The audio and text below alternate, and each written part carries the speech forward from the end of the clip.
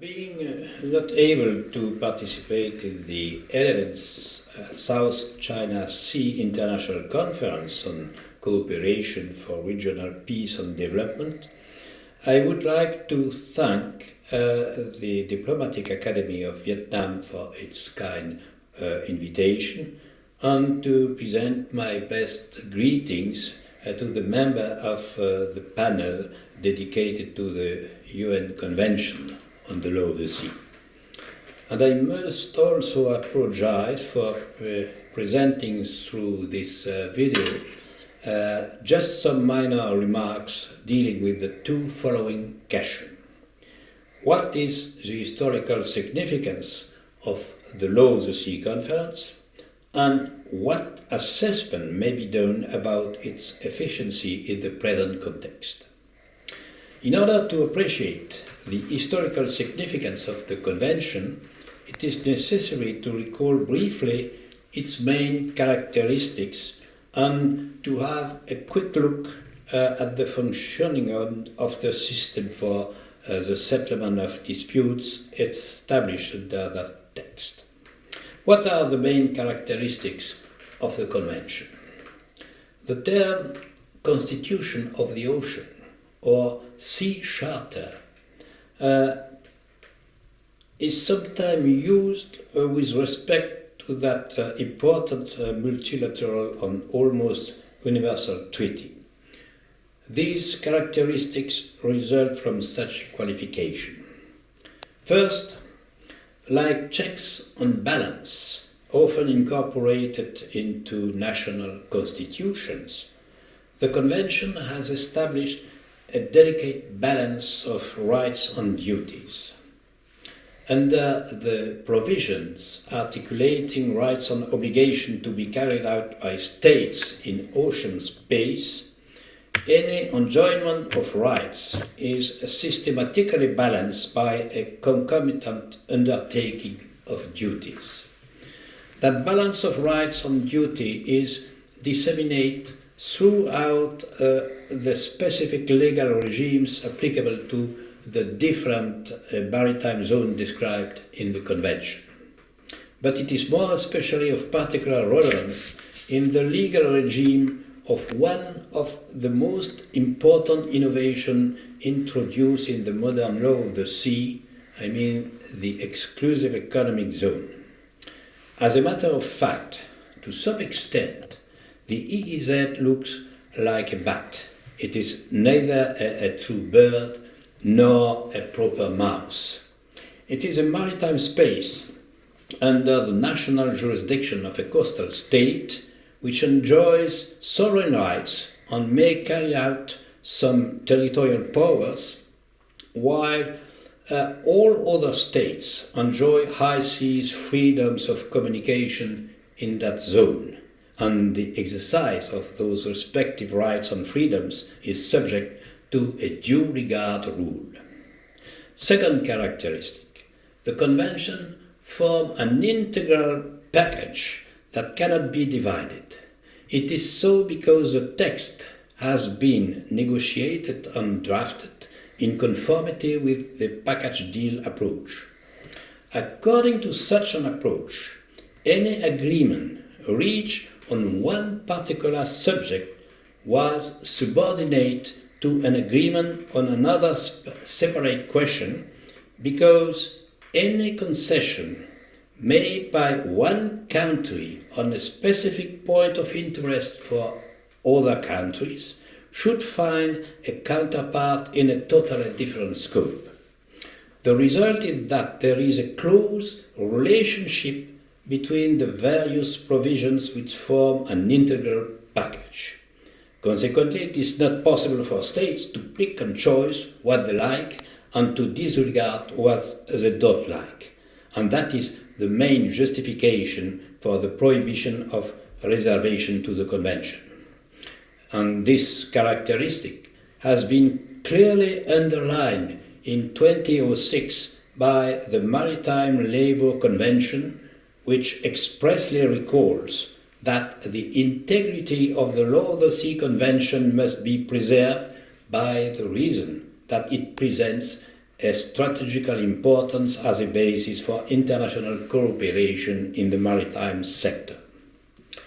Third characteristic.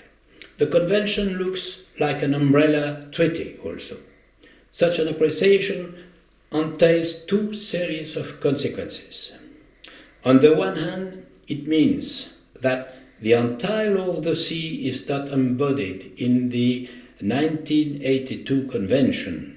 There are many other conventional or customary rules of law which apply to different aspects of activities undertaken at sea. On the other hand, the Convention is perceived as the legal text in the field of the law of the sea.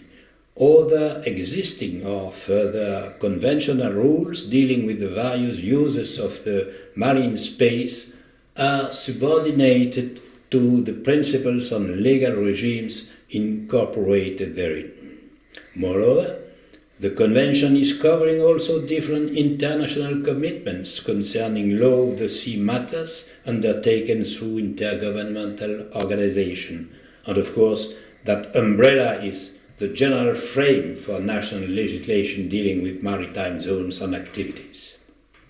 Now, what can be said about the settlement of law of the sea disputes? The Convention provides for a complete and complex system devoted to the settlement of disputes. Two short remarks have to be made regarding how that system has worked since the entry into force of the Convention. First remark. In accordance with the general movement of so-called jurisdictionalization, which has emerged in international relations by the end of the 20th century, several maritime litigations between state parties have been submitted to the International Court of Justice, the International Tribunal for the Law of the Sea, or to an arbitral tribunal constituted under Annex 7 of the Convention. But curiously, as yet, not a single dispute has been referred to the two other procedural ways embodied in the Convention, I mean conciliation and special arbitration, which seem, however, essential in the prevailing political context 40 years ago. Second remark. It is interesting to note that when numerous states parties have excluded disputes concerning sea boundary delimitation from the compulsory procedures entailing binding decision, as permitted by the Convention, the largest part of the law of the sea disputes submitted to international courts and tribunals during the past 25 years were precisely disputes about maritime delimitation. From 1994 onwards, 11 sea boundary disputes have been submitted to the ICJ, 3 to the Unclos, and 5 have been settled through arbitration. It is both remarkable and satisfactory that the basic principle of consensual jurisdiction of courts and tribunals in international law has found here a large sphere of application, and moreover, that jurisprudence has created new customary rules for maritime delimitation, a matter where the Convention might be characterized by some vagueness and uncertainty.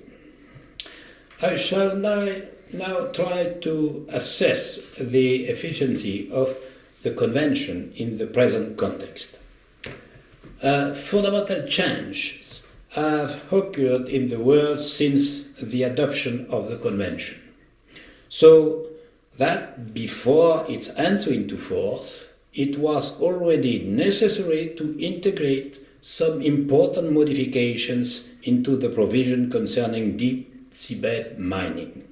In the same way, the following year, a new agreement relating to standing stocks added a useful complement to the regime of fisheries. The question arises whether those conventional rules are still fit not only for the present stage of cooperation competition between states, but also for the future management of maritime domain and activities. We are faced today with a clear trend towards some kind of territorialization of the EEZ in the marine policy adopted by a number of coastal states. And that trend is coupled with the development and expansion of a new phenomenon of durable occupation of large portions of sea for different purposes.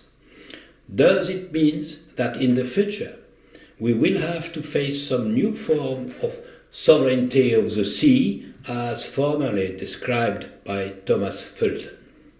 In addition, it is undeniable that we are also confronted with a new approach regarding the use of oceanic resources, which in turn involve new ideological conceptions concerning the different aspects of ocean uses.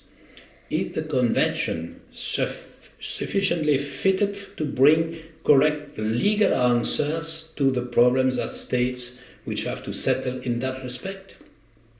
It is precisely why current UN negotiations concerning the genetic resources of the high seas are going on. Could these negotiations be regarded as the prelude to the building of a genuine international governance of the high seas? Would such a global governance of the oceans be restricted to the management of some marine resource? Or would it be further enlarged to other requirements of the public order of the oceans, like a more effective repression of increasing criminal activities at sea, or the necessary worldwide action against pernicious marine pollution by plastic pieces, for example? Whatever may be the answer to those questions, it is quite sure that all the potentialities contained in the Law of the Sea Convention have still not been exhausted and will finally render possible the settlement of those different maritime challenges encountered by the international community in the future. Thank you for your attention.